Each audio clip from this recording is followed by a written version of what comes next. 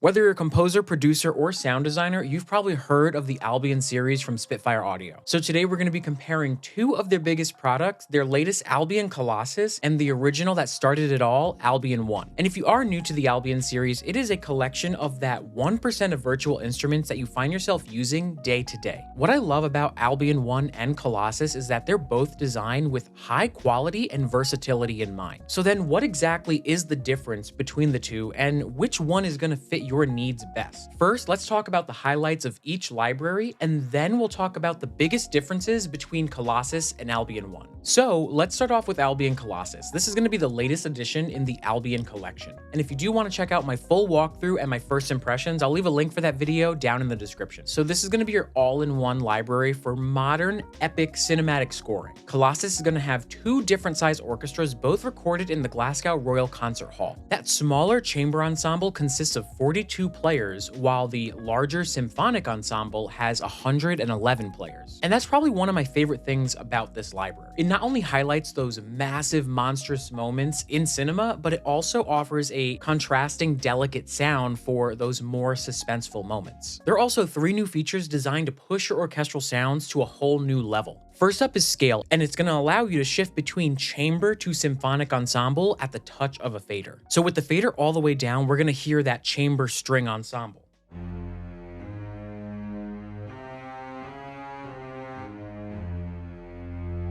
And then we push it up.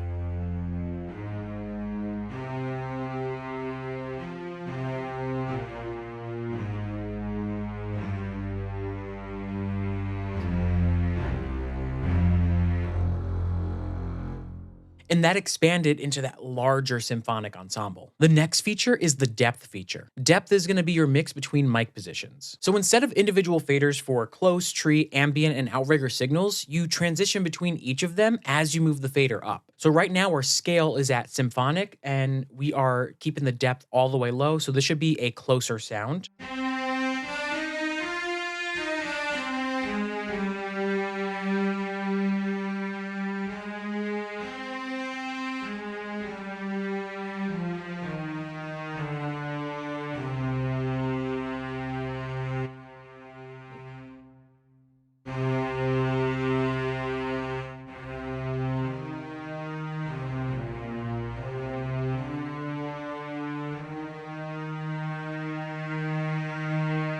And you can really hear the shift between close-up mics and farther, more distant ambient sounds. And finally, hype is another incredible feature that takes each sound and just adds a whole new layer of texture and sound design to your samples. And this is what's going to give Colossus that colossal sound.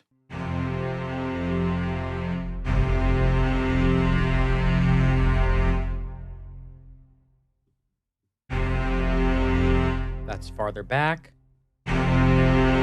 Up close.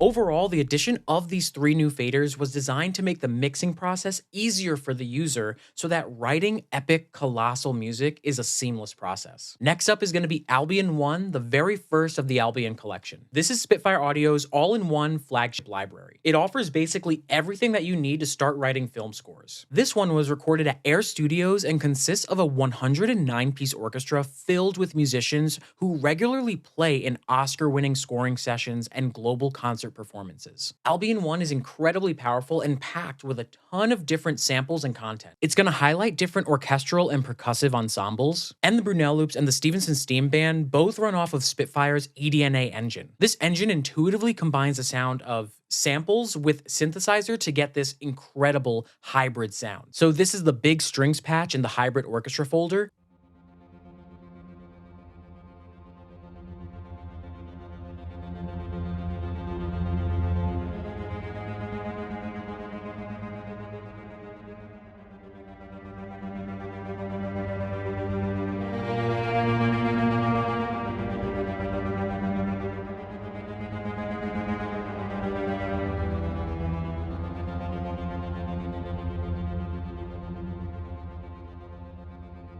You just have so much control over the envelope, high and low pass filters, tuning and panning knobs, the gate sequencer, and so much more. Overall, I think Albion One is still one of Spitfire's top tier products. Whether you're brand new or a seasoned composer, it's really a great place to start and then get lost in. Now, if you're a composer and you do want to start writing for different genres of music, then I just want to give you my free film composer recipe book. It's going to cover the basics of writing for action, horror, fantasy by breaking down each genre into the four main ingredients of music: melody, harmony, rhythm, and orchestration. Again, this is a free, simple, downloadable PDF, so if you're interested, I left a link in the description down below. Now let's get a side-by-side comparison of Albion One and Colossus, and the very first thing you'll probably notice is that the user interface for both is very different from one another. Colossus is the first Albion library that runs on Spitfire's dedicated plugin, and then Albion One is going to run on the full and free version of Contact. Now, personally, I've always felt that the Spitfire player could just utilize its space a bit better, but I do see how it's more appealing compared to the smaller, crunched-in UI in Contact. Honestly, I wouldn't mind keeping the faders and the knobs and the text the same size, just consolidate it within the space a bit better so that we don't have this massive square of a plugin. Maybe have these pushed over to the side, maybe bring these settings up top, and then have all of your articulations laid out more horizontal here. That way we can just cut out all of this space. And I know that you can make the overall plugin size smaller here, but it just makes the text and the faders smaller and doesn't really help us in the long run. And so both libraries come with our usual dynamics and expression faders, both assigned to CC1 and CC11. Colossus is going to have some controls for hype, timing, release, filter, compression, and reverb. Albion One is going to have vibrato and reverb, and then if we go to the advanced tab, we also have some release and tightness as well. In terms of overall design and layout, not including Spitfire player functionality or Contact functionality, I do think Colossus wins because of its overall appealing look. Neither are perfect, but Colossus is just a bit more user-friendly. Now, when it comes to selecting presets, I think Colossus is a bit easier and more appealing to the eye, especially compared to Contact's small folders. However, when it comes to the presets themselves, not including legato patches, Albion One has all of the articulations within one instance, and it even has an individual articulation folder as well. Colossus, on the other hand, separates most articulations by longs and shorts, and then sometimes additional longs and shorts and hairpins. That means that you might need more instances of Colossus compared to Albion One's single all-in-one patch. Now, I will say that one way around this is to load in different articulations yourself and create your own custom master patch. So by default, it only has long and legato, but you can add in maybe the crescendo and flautando. You could also get in some tremolo. Now you have a custom patch that combines your longs and your additional longs. And then if you wanted to, you could say that this is your full-on low string patch and just start adding in some shorts as well. Pizzicato, marcato, spiccato, staccato. And now you have that full-on string patch, which you can then save and then rename it as like custom master low strings. Compare that to Albion One, and you already have all of these different articulations loaded in to this one strings patch. The nice thing about Albion One and Contact is that you could purge all of your samples, and then you could load in only what you use. So right now we're on long.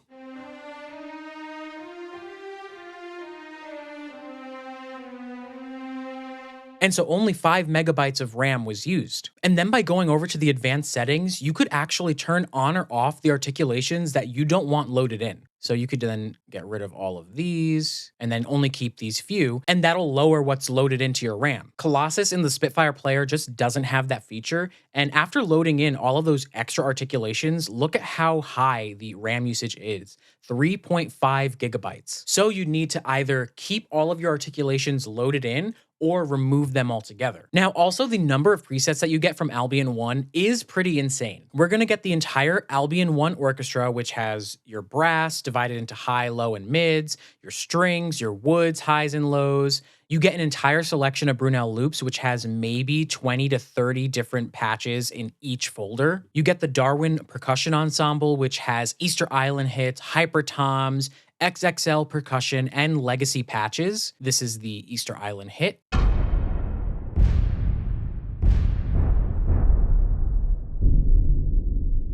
And those are some pretty epic sounds that I think can stand up to Colossus, but they are a bit more reverberant and a little bit more off in the distance. And then we have the Stevenson Steam Band collection with presets for epic atonal adventures, modulator, hybrid orchestra, drones, pads, and more. Now, looking at the presets for Colossus, similar to Albion One, we do get the full range of the orchestra, low and high strings, brass, separated horns, woodwinds with separated flutes and piccolos, percussion, drums, guitars, and synths. But without the inclusion of the Brunel loops and the Steam Band, and even just the amount of control we would get with this eDNA engine, it almost feels like we get less from Colossus. And then this drones preset is going to have 4 different patches that you can play with.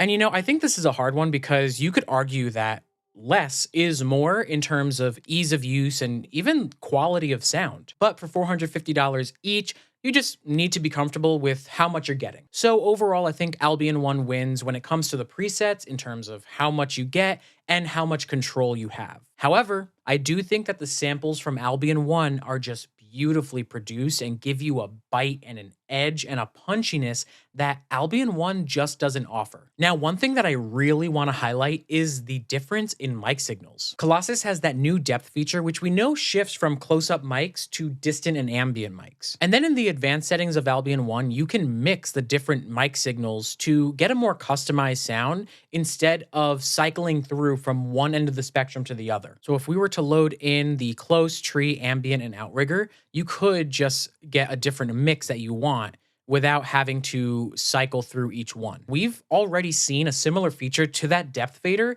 in most of Spitfire's other libraries in Contact, including Albion One. So on the default page under Easy Mix, we have a fader that goes from far to close. And this feels like a super early beta version of what we now know as that depth fader. Now, it's definitely not going to be as smooth of a sound compared to Colossus because you're loading and unloading memory as you move the fader. Ultimately, you could assign it to your controller, and in the advanced settings, you'll see that the signals shift from close to ambient.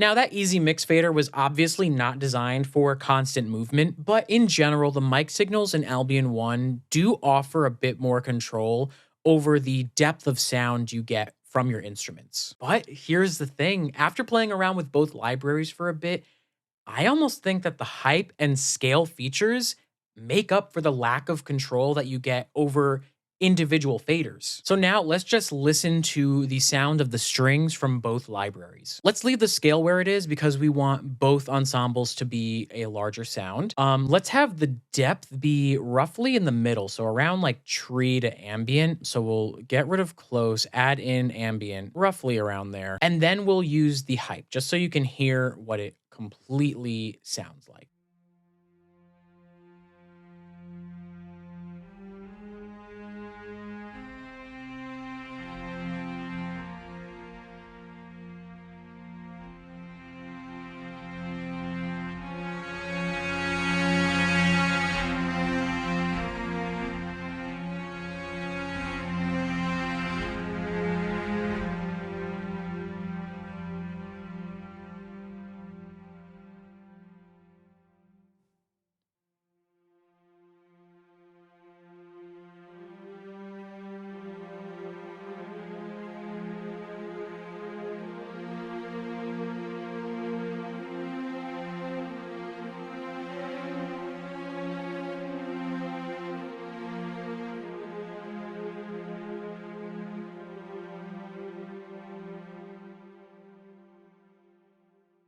Let's try bringing this down close and let's get rid of ambient. Let's bring tree like as far down and bring up close there.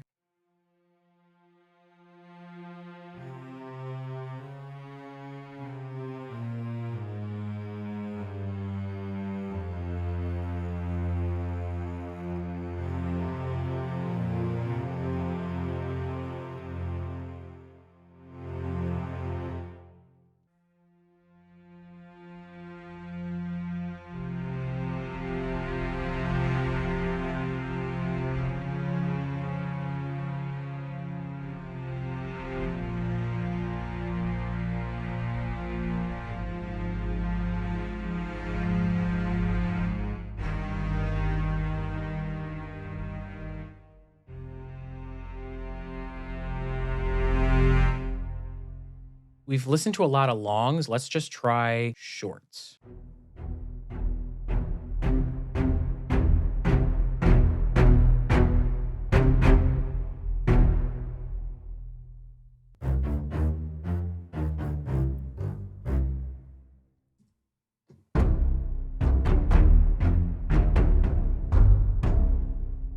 It's very punchy.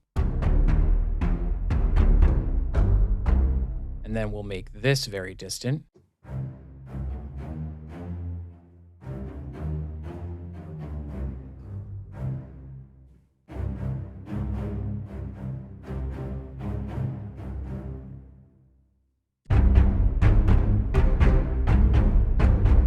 Let's try tremolo.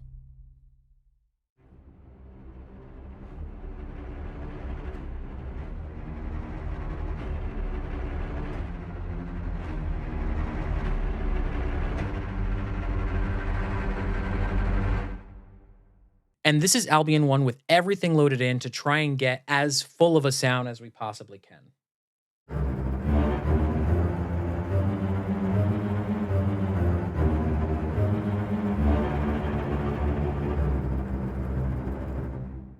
And then just Albion One, fully loaded.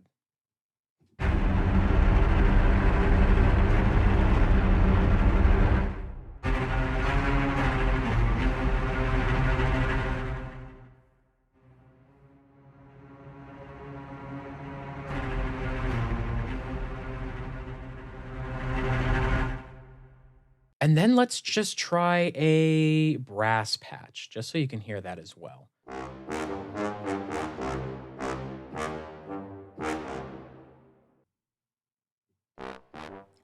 Oh, man. That loses all of its oomph when you put it too close, but far, you really hear that room. But it's a little too distant. You lose the intensity, the punchiness up close. Let's try their longs.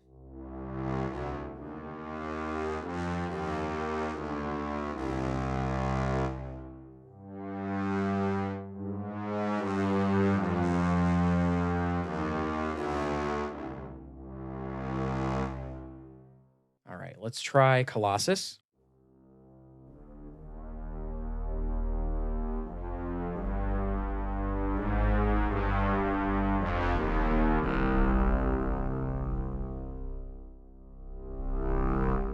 That's a really nice sound.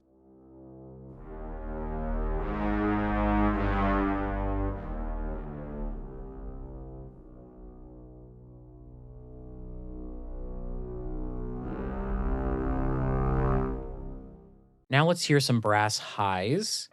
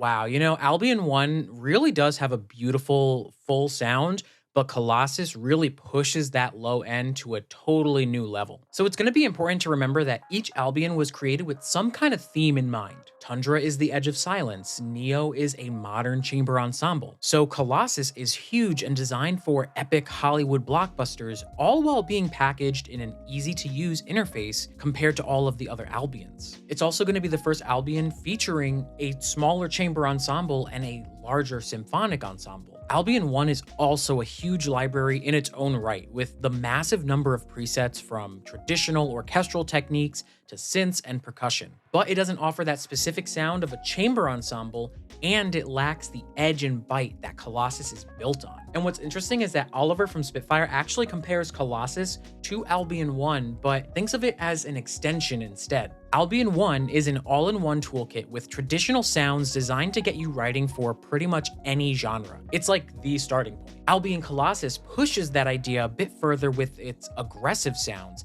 though you can rein it in if you want to get softer and more delicate. I think that both are fantastic options, but your choice ultimately comes down to what you specifically need. If you want that all-in-one starting point package, then Albion One is your go-to. But if you want to write music with a bit more grit and aggression, then Colossus is the clear choice. And if you want to learn and hear more of the samples packed into this Colossus library, then check out my walkthrough video next. I'll see you over there, and as always, happy composing.